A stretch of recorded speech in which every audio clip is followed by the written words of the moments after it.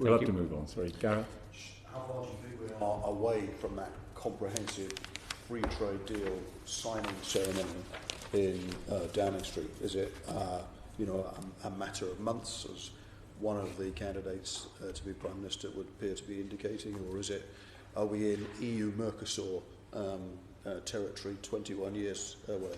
I think, Mr. Chairman, I'm not going to be drawn into making a prediction which I have literally no basis for making. I think I can say this with some degree of confidence. It is unlikely that on the 1st of November we will strike a free trade deal with the United States. And I would say that if you ask me to project to, say, 2029, I would pretty much hope that we had one on board by then in those circumstances. And that's a little or no use to you at all. What I'm really saying to you is free trade agreements are complex beasts. And there are all sorts of competing interests. This isn't just a matter for either the President or the Prime Minister of the day just to put their signature to.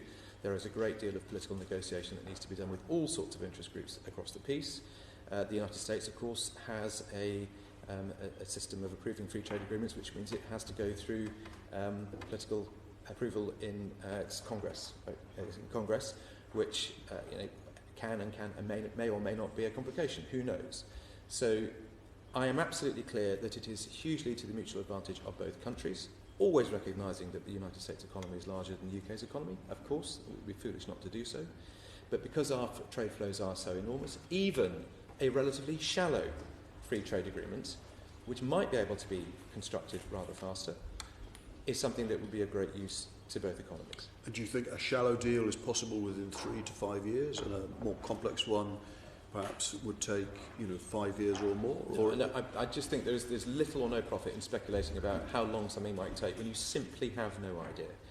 And I would just be making it up. It is a reasonable question to ask in the context of the resources that the department is going to have to invest in that, and the effort across government. And so expecting a minister in your position to have a view as to how long it will take is a perfectly reasonable question, it seems to me, for a committee to ask. To a point. I mean, the potential gains from a US free trade agreement are so large that actually taking 5 or 10 years to make it happen would seem to me to be a reasonable decision. I would expect that because there are sufficiently large mutual advantages on both sides for a free trade agreement to be struck, that we would be able to do this in relative terms with reasonable expedition.